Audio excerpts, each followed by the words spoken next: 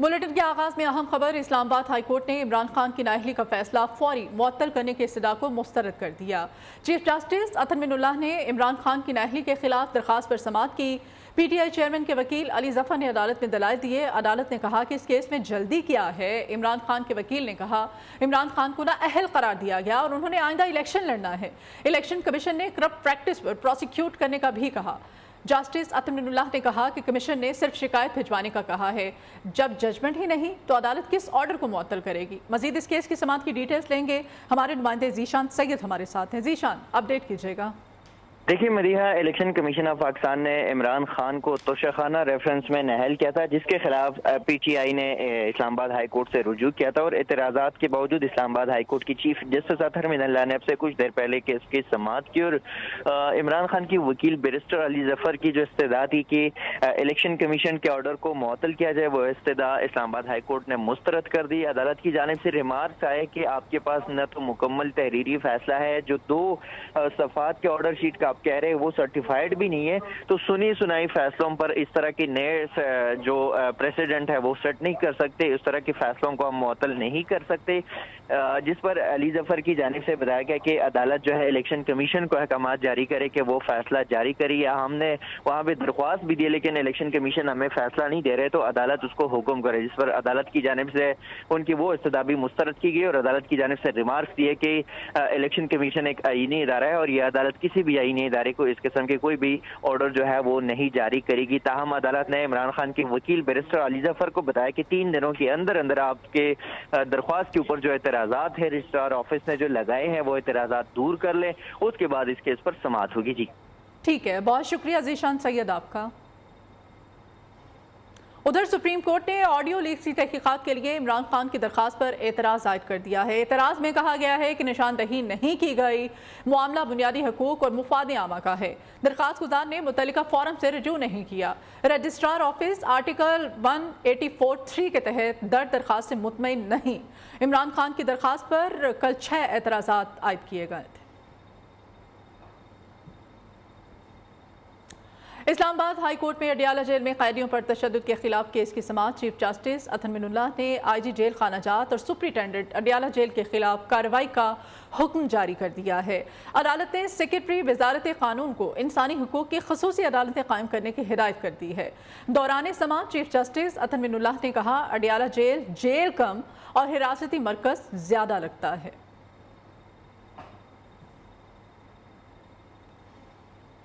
बढ़ेंगे कुछ दीगर खबरों की जानिब। तर्जमान अफवाज पाकिस्तान का सीनियर सहाफ़ी अरशद शरीफ के इंतकाल पर अफसोस का इजहार। ISPR के मुताबिक अरशद शरीफ की कीनिया में नागहानी वफात पर गहरा दुख है। अल्लाह ताला अरशद शरीफ के दर्जात को बुलंद करे। दुख की इस घड़ी में अल्लाह ताला अरशद शरीफ के लवाहिकीन को सब्र जमील अता फरमाए। सहाफ़ती दुनिया का एक और चिराग बुझ गया। एंकर पर्सन अरशद शरीफ कीनिया के शहर नैरोबी में गोली लगने से जान की बाजी हार गए। अहलिया की तस्दीक जवेरिया सदीक ने ट्वीट किया है कि आज मैंने अपना दोस्त, शौहर और पसंदीदा सहाफ़ी खो दिया। एंकर पर्सन और सहाफ़ी अरशद शरीफ कीनिया में गोली लगने से जाँ बहक। अहलिया जवेरिया सदीक ने इनकी मौत की तस्दीक की। ट्विटर पर लिखा, इन्होंने अपना दोस्त, शौहर और पसंदीदा सहाफ़ी खो दिया। पुलिस ने इन्हें अरशद शरीफ के कत्ल की इत्तला दी। अरशद शरीफ को नैरोबी से 2 घंटे के फासले पर गोली मारकर कत्ल कर दिया गया। कीनिया की मकामी पुलिस की जानिब से वाक़े की तहकीकात की जा रही हैं। अरशद शरीफ कुछ रोज पहले दुबई से लंदन गए थे। सहाफ़ी अरशद शरीफ 22 फरवरी 1973 को कराची में पैदा हुए। अरशद को सहाफ़त में खिदमत के एतराफ़ में हुकूमत पाकिस्तान की तरफ से प्राइड ऑफ परफॉर्मेंस का अवार्ड भी दिया गया था। सहाफ़ती और सियासी शख्सियात ने अरशद शरीफ के कत्ल की मज़म्मत करते हुए शदीद दुख का इजहार किया है। पाकिस्तानी सहाफ़ी अरशद शरीफ को कीनिया की पुलिस ने गलत फहमी में गोली मारी। अफ्रीकी मीडिया ने दावा किया है, कहा है कि नैरोबी हाईवे पर पुलिस को नाका लगा हुआ था। अरशद शरीफ के ड्राइवर ने नाके को तोड़ा तो पुलिस ने फायरिंग कर दी। पुलिस को उस जैसी गाड़ी की तलाश थी जिसमें अरशद शरीफ सवार थे। वाक़े की तहकीकात की जा रही हैं। आइए इस बारे में आपको डिटेल रिपोर्ट दिखाते हैं। पाकिस्तानी सहाफ़ी अरशद शरीफ किन हालात में कत्ल किए गए, सूरत हाल सामने आ गई। अफ्रीकी मीडिया ने दावा किया है कि अरशद शरीफ को कीनिया की पुलिस ने गलत फहमी में मार दिया। पाकिस्तानी सहाफ़ी को नैरोबी हाईवे पर पुलिस ने गोली मारी। कीनियन मीडिया के मुताबिक जिस कार में अरशद शरीफ सवार थे, पुलिस को उस जैसी कार की तलाश थी। अरशद शरीफ के ड्राइवर ने पुलिस का नाका तोड़ा तो पुलिस ने फायरिंग की। अरशद शरीफ के सर पर गोली लगी जिससे वो जांबर ना हो सके। कीनिया के हुक्काम का कहना है वाक़े की तहकीकात शुरू कर दी गई हैं। इंडिपेंडेंट पुलिसिंग ओवरसाइट अथॉरिटी ने केस की तफ्तीश अपने हाथ में ले ली है। कीनियन पुलिस के एतराफ़ के बाद अहलकारों की अहलियत पर सवालात उठना शुरू हो गए हैं। सोशल मीडिया पर सारिफीन ने मावराए अदालत कत्ल करार दिया। किसी ने कहा अगर वो किसी को रोकने की कोशिश कर रहे थे तो पुलिस ने गाड़ी के बजाय मुसाफिर को निशाना क्यों बनाया। ये रिपोर्ट आपने देखी। इस्लामाबाद हाई कोर्ट में अरशद शरीफ के कत्ल की तहकीकात के लिए दरखास्त पर समाअत हुई। चीफ जस्टिस अतर मिनुल्लाह ने इस्तफसार किया अरशद शरीफ की बॉडी कहाँ है। बैरिस्टर शुएब रज़ाक ने बताया अरशद शरीफ की मैयत नैरोबी में है। इस्लामाबाद हाई कोर्ट ने सेक्रेटरी दाखिला और सेक्रेटरी खारजा को नोटिस जारी करते हुए अरशद शरीफ की फैमिली से फौरी मुलाकात की हिदायत की। अदालत ने कल तक रिपोर्ट भी तलब कर ली है। और सदर मुमलिकत आरिफ अलवी और वज़ीर आज़म शहबाज शरीफ का सहाफ़ी अरशद शरीफ के कत्ल पर अफसोस का इजहार। वज़ीर ख़ारिजा बिलावल भुट्टो कहते हैं कीनियन हुक्काम से राब्ते में हैं। मरियम औरंगज़ेब का कहना है कीनिया में पाकिस्तानी सफ़ीर से बात की है। तहकीकात में पेशरफ से अरशद शरीफ की वालिदा को भी आगाह कर दिया गया है। अहम खबर आपको दी जा रही है अरशद शरीफ के कत्ल के हवाले से। सदर मुमलिकत आरिफ अलवी और वज़ीर आज़म शहबाज शरीफ का सहाफ़ी अरशद शरीफ के कत्ल पर अफसोस का इजहार उन्होंने किया है। वज़ीर ख़ारिजा बिलावल भुट्टो कहते हैं कीनियन हुक्काम से राब्ते में है, जबकि वफाकी वज़ीर इत्तलात मरियम औरंगज़ेब का कहना है कीनिया में पाकिस्तानी सफ़ीर से बात की है। तहकीकात में पेशरफ से उनके अहल खाना को भी आगाह कर दिया गया है। कुछ दीगर खबरें। सिंध और खैबर पख्तूनख्वा में वकीलान ने अदालतों का बॉयकॉट कर दिया। पेशियों पर आए हज़ारों साइलिन को मुश्किलात का सामना है। सिंध में पाकिस्तान बार काउंसिल और सिंध बार काउंसिल के वकीलान ने हाई कोर्ट के जूनियर जजेस की सुप्रीम कोर्ट तैनाती की सिफारिश के मामले पर यह हड़ताल की है। वकीला क़यादत ने सिंध हाई कोर्ट की मरकजी इमारत के दरवाजे बंद करा दिए। उधर जजेस की तैनाती में ताख़ीर के मामले में खैबर पख्तूनख्वा बार काउंसिल की कॉल पर वकीला ने पेशावर हाई कोर्ट समेत सूबे भर की मातहत अदालतों का बॉयकॉट कर दिया है।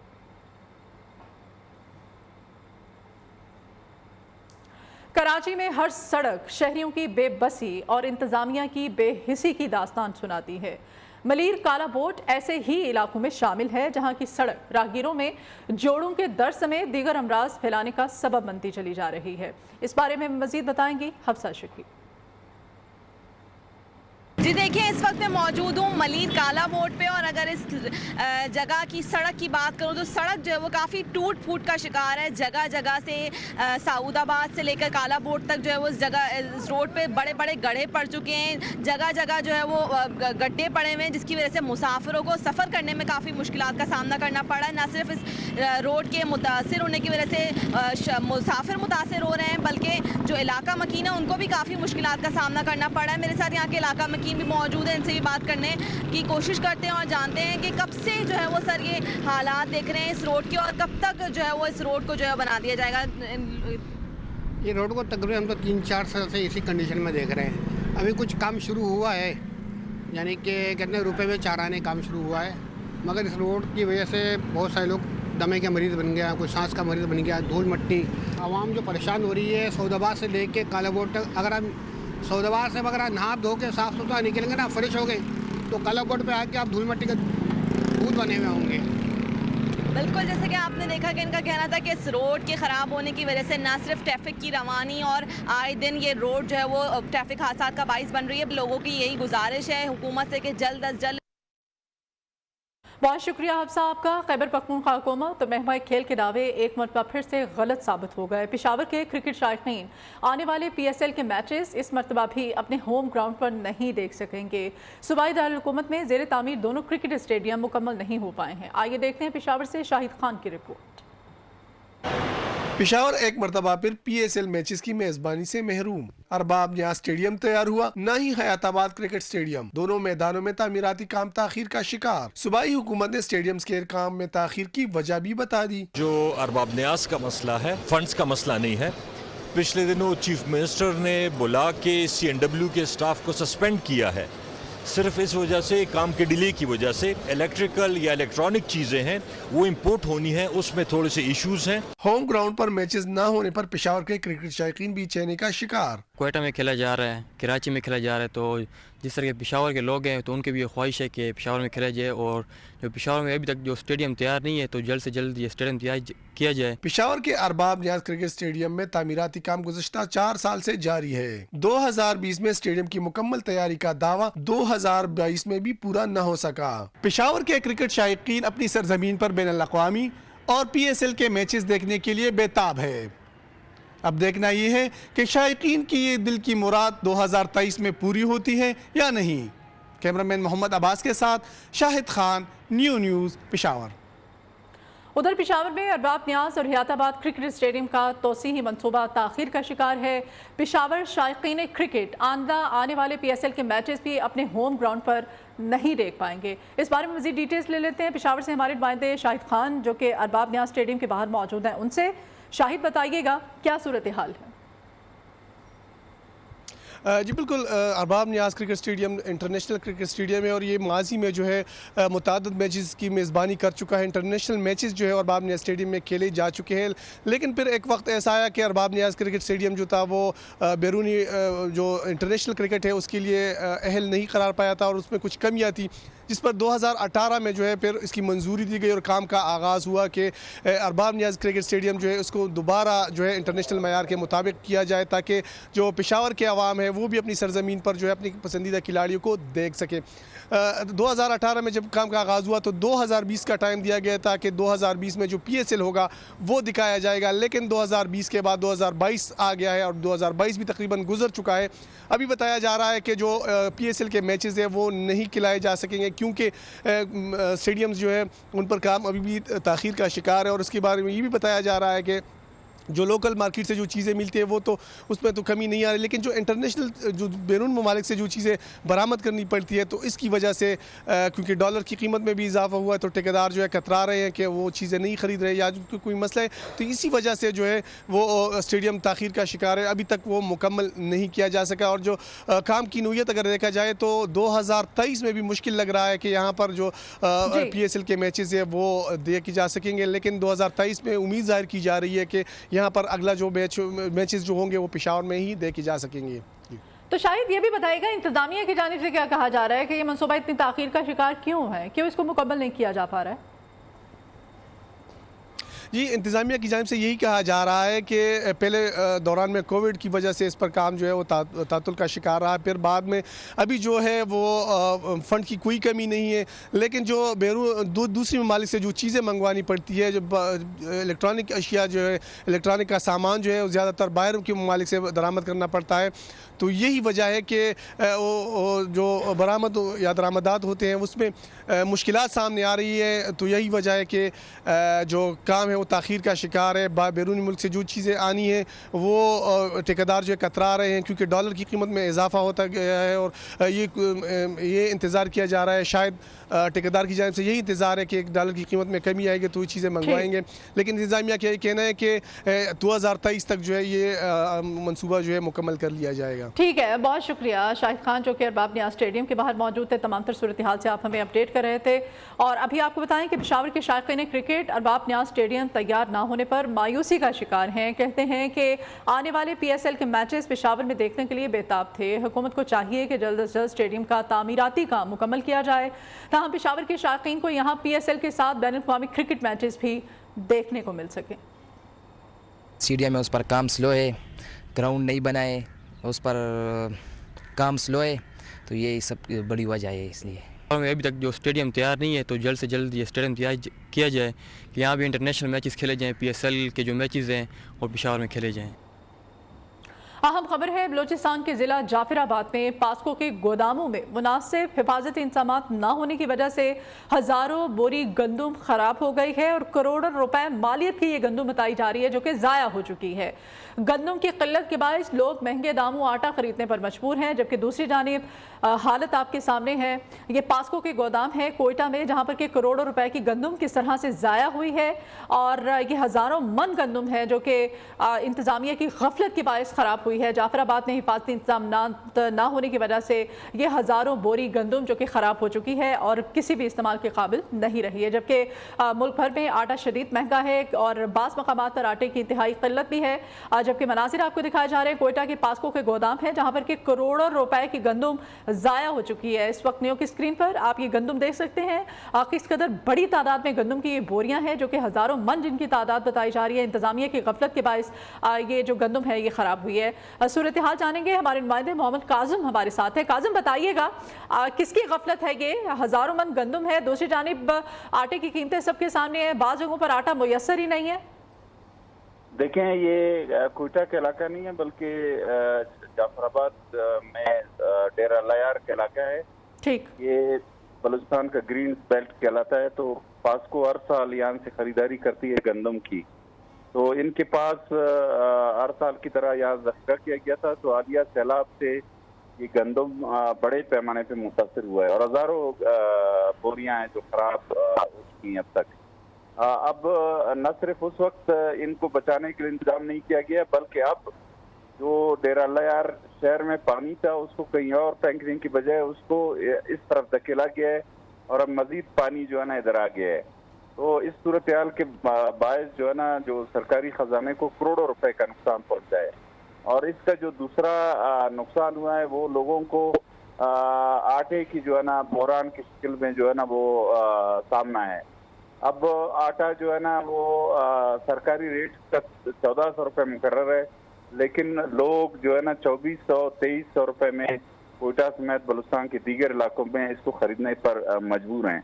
न सिर्फ पास्को के पास जो है ना गंदम को महफूज करने के लिए कोई मुनासिब इंतजाम नहीं है बल्कि बलूचिस्तान के जो महकमा खुराक के गोदाम है वो भी बहुत खराब हो गए हैं और उनमें भी जो है ना जहाँ गंदम रखा जाता है वो वहाँ भी जो है ना हर साल जो है ना हजारों बोरिया जो है ना वो खराब हो जाते हैं और फिर वो जानवरों के इस्तेमाल के भी काबिल नहीं रहते। सही, बहुत शुक्रिया मोहम्मद काजिम, तमाम तफसीलात से आप हमें आगाह कर रहे हैं।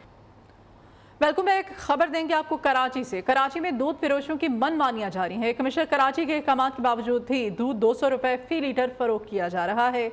वहाँ की सूरत हाल जानेंगे हमारे नुमाइंदे हम्माद यूसुफ से। जी हम्माद।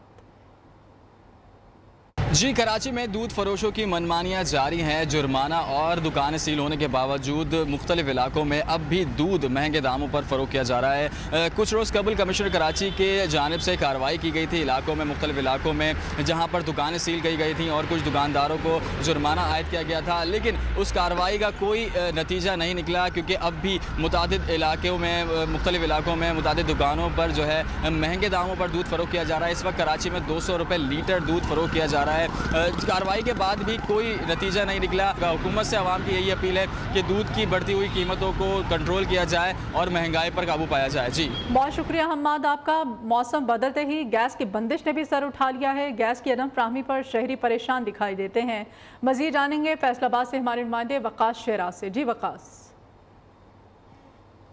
जी बिल्कुल, बात की जाए गर्मियों में बिजली की लोड शेडिंग के बाद अब सर्दियों की आमद से पहले ही जो है गैस की बदतरीन लोड शेडिंग का सिलसिला शुरू हो गया। इस वक्त भी शहर के बेशतर इलाके जिनमें ग्राउंडाबाद के मुतअद्दिद इलाके हैं, ग्रीनवे कॉलोनी, सरफराज कॉलोनी, आजम चौक समेत गुलशाह कॉलोनी, जलवी मार्केट समेत दीगर जो इलाकों में गैस की बदतरीन लोड शेडिंग का सिलसिला जारी है। इस वक्त मेरे साथ शहरी भी मौजूद हैं, उनसे बात करते हैं कि इस हवाले से वो क्या कहते हैं। जी, गैस लोड शेडिंग के हवाले से क्या कहेंगे आप? सर, गैस जो है वो अभी तो सर्दी है ही नहीं है, जो है कि गैस उन्होंने लोड शेडिंग कर दी है।